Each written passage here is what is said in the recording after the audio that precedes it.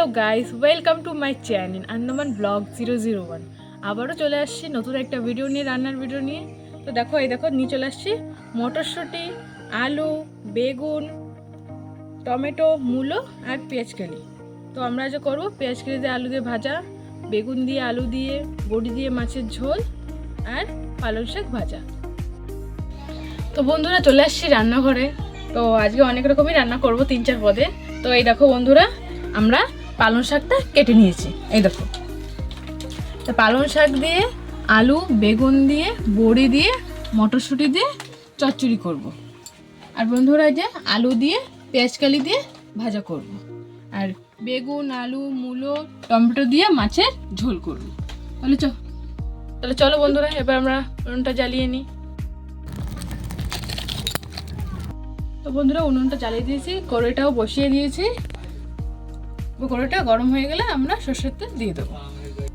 এটা গরম হয়ে গেছে, এবার আমরা সরষের তেল দিয়ে দেবো।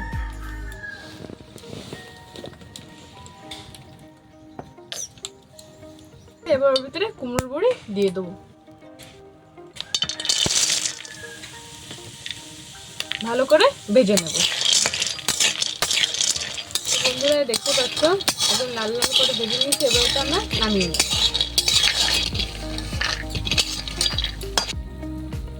তো ফাইনালি এই যে আমাদের বড়িটা ভাজা হয়ে গেছে। আবারও সরষের তেল দিয়ে দেবো। বন্ধুরা কাটা বেগুন আলুগুলো ভেজে নেব।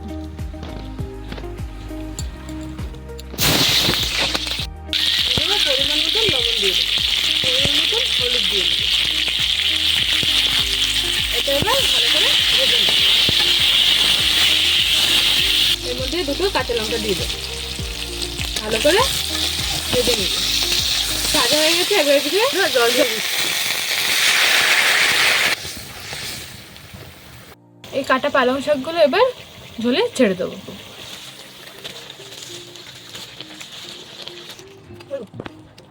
দিয়ে দিয়েছি, এবার 5 মিনিটের জন্য একটু ঢেকে দেবো। 5 minutes later. তো বন্ধুরা এবার এটা উঠে নেব। দেখতে পাচ্ছ অনেকটা সিদ্ধ হয়ে গেছে। ভালো করে নাড়িয়ে নেব। তো বন্ধুরা এই যে মটরশুঁটিগুলো আমরা ছাড়িয়ে নিয়েছি, এবার আমরা এটা দিয়ে দেবো। আর পরিমাণ মতন চিনি দিয়ে দেবো। ভালো করে নাড়িয়ে নেব। বড়িগুলো ভেঙে নিয়েছি, এবার আমরা দিয়ে দেবো।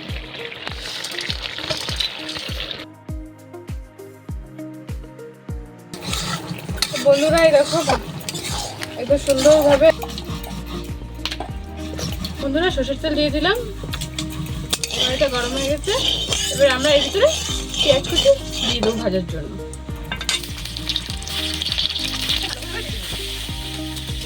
এবার এটা আমরা ঢেলে দেবো।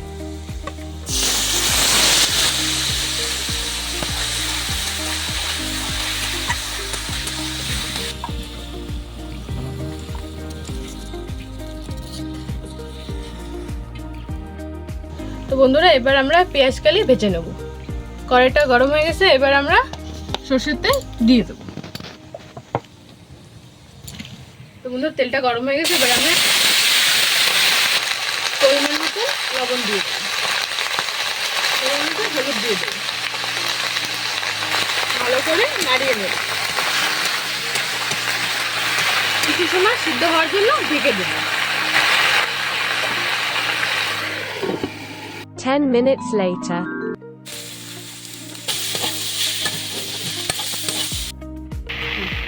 বন্ধুরা দেখতে পাচ্ছ যে ভাজা হয়ে গেছে, এবার আমরা এটা নামিয়ে নেব। তো বন্ধুরা দেখতে পাচ্ছ এই যে আমাদের ফাইনালি পেঁয়াজকালি ভাজা হয়ে গেছে। বন্ধুরা যে মাছ নিয়ে নিয়েছি, গরম জলে ধুয়ে নিয়েছি হালকা করে। এবার আমরা পরিমাণ মতন হলুদ দিয়ে দেবো, পরিমাণ মতন লবণ দিয়ে দেবো। ভালো করে মাখিয়ে নেব। বন্ধুরা এই যে আমরা কড়াই গরম হয়ে গেছে, সরষের তেল দিয়ে তেল গরম হয়ে গেছে, এবার আমরা মাছ ছেড়ে দেবো। বন্ধুরা মাছটা ভাজা হয়ে গেছে, এবার আমরা নামিয়ে নেব। তো বন্ধুরা মাছ ভাজা হয়ে গেছে, এবার কড়াইতে তেল দিয়ে দেবো, সরষের তেল গরম হয়ে গেছে। এবার পরিমাণ মতো জিরে দিয়ে দেবো, কাটা সবজিগুলো দিয়ে দেবো। কাটা মতন হলুদ দিয়ে দেবো, ভালো করে নাড়িয়ে নেবো। বন্ধুরা কাঁচা লঙ্কা দিয়ে দেবো।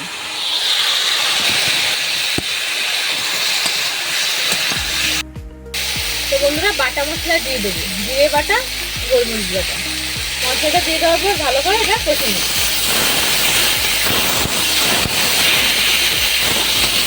ভালো করে কষে নেওয়ার পর গরম জল দিয়ে দেবো। বন্ধুরা ভালো করে ভেজে নিয়েছি, এবার আমরা গরম জল দিয়ে দেবো। আমরা আগে থেকে জলটা গরম করে রেখেছি পাশে, এই জলটা এখন দিয়ে দেবো।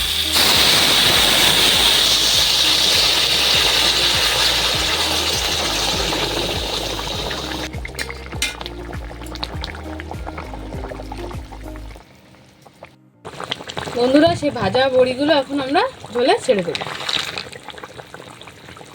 দিয়ে একটু নাড়িয়ে নেব।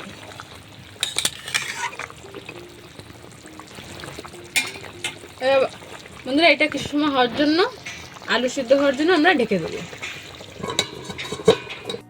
নিয়ে নিলাম, এবার আলুটা সিদ্ধ হয়ে গেছে, এবার আমরা এর মধ্যে মাছ দিয়ে দেবো। সেই ভাজা মাছগুলো বন্ধুরা, এই ভাজা মাছগুলো এবার আমরা ঝোলে ছেড়ে দেবো।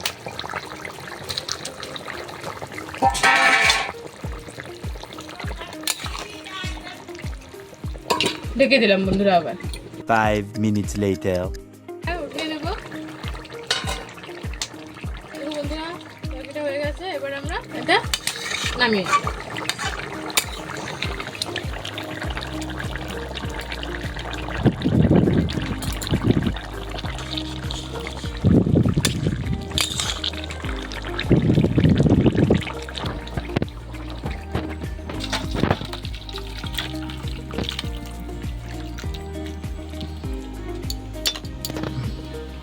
বন্ধুরা ফাইনালি আমাদের তরকারিটা হয়ে গেছে।